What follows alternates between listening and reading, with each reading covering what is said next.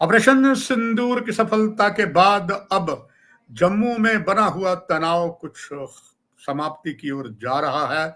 शिक्षा संस्थान सीमावर्ती क्षेत्रों में आज खुलने आरंभ हो गए हैं। साथ ही साथ और कई स्थानों पर जो आतंकवाद का कहीं फन छिपा हुआ था सपोले का, वो बाहर आ रहा है। उसे कुचलने का पूरा पूरा प्रयास सुरक्षा बल कर रहे हैं। अब ये बात तय है, जिस तरीके से दो देशों के बीच एक समझौता हुआ है, अब सीज फायर नहीं, उल्लंघन नहीं होगा। और अगर कहीं गलती से पाकिस्तान इस ओर करता है तो उसको इतना मुंह तोड़ जवाब दिया जाएगा। कई फिल्मी डायलॉग थोड़े से नॉन वेज हैं, वो उन पर लग जाएंगे। और इधर जिस तरीके से स्थिति सामान्य होने को है, विश्व भर के अनेकों देशों को बताने के लिए कि पाकिस्तान की कितनी नापाक साजिश है, कई सांसदों की टीम गई है। पहले जो उसमें जम्मू कश्मीर के दो सांसद थे, मगर अब तीसरे का भी नाम देर रात जुड़ गया है, अनंतनाग और राजौरी के सांसद मियां अल्ताफ का। यानी कि जम्मू कश्मीर से 3 सांसद जाएंगे। इधर जिस तरीके के हालात बने हैं, विपक्ष ने भी अपना दायित्व निभाना है। विपक्ष ने मीडिया में बने रहने के लिए, अपनी बात रखने के लिए कुछ ना कुछ कहना है। चाहे सकारात्मक कार्य करे, विपक्ष उसको कहीं ना कहीं उसमें चोट पहुंचाता है। इसी क्रम को जारी रखते हुए महबूबा मुफ्ती पीडीपी की सर्वा ने ये कहा है कि जो पुनर्वास की योजना पैकेज दिया गया है उसको एक तो सार्वजनिक किया जाए, और वो पैकेज कम है, ये 1.2 लाख पैकेज बहुत कम है, इसको बढ़ाया जाए।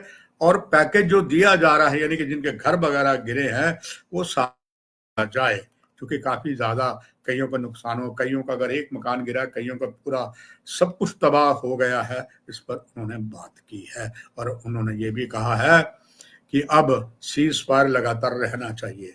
हालांकि कल ही डीजीएमओ ने कह दिया है कि सीज फायर लगातार जारी है, और डीजीएमओ ने अपनी कल की प्रेस कॉन्फ्रेंस में कहा कि कुछ मीडिया भ्रम फैला रहा है कि कुछ सीमित तारीखों तक है, ऐसा नहीं है। उन्होंने कहा है लगातार अब ये जारी रहेगा। इधर स्थिति सामान्य होने पर जम्मू कश्मीर में कई अब वार फुटिंग काम जो है, अब दोबारा जम्मू कश्मीर सरकार का हो गया है। और एक परीक्षा की घड़ी अब जो है वो जम्मू कश्मीर के मुख्यमंत्री उमर अब्दुल्ला पर होगी। सबसे बड़ा ये होगा, जो विकास की नदियां बह रही हैं वो पानी जम गया है, क्योंकि जैसे ही पाकिस्तान ने नापाक साजिश की, यहाँ से जो श्रमिक थे जो बाहर के राज्यों के थे, वो लगभग 90% यहाँ से चले गए। तो जो यहाँ पर विकास के कार्य हो रहे थे, चाहे वो जल शक्ति सरकारी विभाग था, या पीडब्ल्यूडी थी, या बिजली विभाग था, या नेशनल हाईवे जो बन रहा है उसकी बात है, ये सारों में काम रुक गया था, क्योंकि श्रमिक यहाँ से चले गए हैं। और जो गए हैं उनको वापस लाने की अब जिम्मेदारी जो है इन संबंधित विभागों पर है, ठेकेदारों पर है। जो ठेकेदारों के मेट होते हैं, मेट के बारे आपको बताते चले कि जो मेट होते हैं वो जो श्रमिक लेके आते हैं, उनकी जिम्मेदारी उन पर बनती है, वो सारे को वापस लाना है। इसके लिए प्रशासन भी तैयार कर रहा है। सूत्रों की अगर माने तो इसके लिए मुख्यमंत्री उमर अब्दुल्ला ने एक कार्य योजना बनाई है कि जो श्रमिक गए हैं उनकी वापसी का इंतजाम किया जाए, तभी जो विकास आगे बढ़ पाएगा।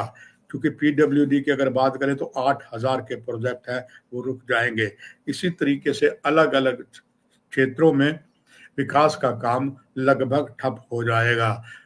इसलिए उम्मीद की जा रही है कि सरकार इसके ऊपर वार फुटिंग पर काम करेगी। जहां तक बात टूरिज्म की है, कश्मीर में तो टूरिज्म बहुत कम है इस वक्त, मगर बॉर्डर टूरिज्म में थोड़ी बहुत जो आस जम्मू में थी वो भी काफी धुंधली पड़ी है, क्योंकि बॉर्डर टूरिज्म जो जम्मू डिवीजन का था उसमें भी कमी आई है। आहिस्ता आहिस्ता माता वैष्णो देवी स्थापना बोर्ड के प्रयासों से अब उम्मीद लग रही है कि जो श्रद्धालु आ रहे हैं उनको सुख सुविधाएं भी पूरी दी जा रही हैं। माता वैष्णो देवी की पवित्र गुफा के दर्शनों के लिए यहाँ तक कि जो सवेरे 8 का आरती होती थी उसमें कुछ और रियायतें भी दी गई है और ये सारा संकेत करता है प्रशासन इस पे अलर्ट है। उधर स्वास्थ्य विभाग में और अधिक सक्रियता लाने के लिए बहुत वार फुटिंग पर काम हो रहा है। अब ये सारी जो बातें यही प्रमाणित कर रही हैं कि सरकार गंभीर है और यही आशावादी है कि यहाँ किसी भी तरीके से पाकिस्तान की नापाक साजिश नहीं होगी। हालांकि जो आतंक या उनके समर्थक है उन पर शिकंजा लगातार जारी रहेगा। आज भी कुछ जगहों पर ऐसा हुआ है और इस तरह से जो सामान्य स्थिति आ सकती है और इसके बारे में जो भी और नई जानकारी होगी तभी मीडिया आपके पास लाता रहेगा। इस कार्यक्रम की यही समाप्ति। नमस्कार।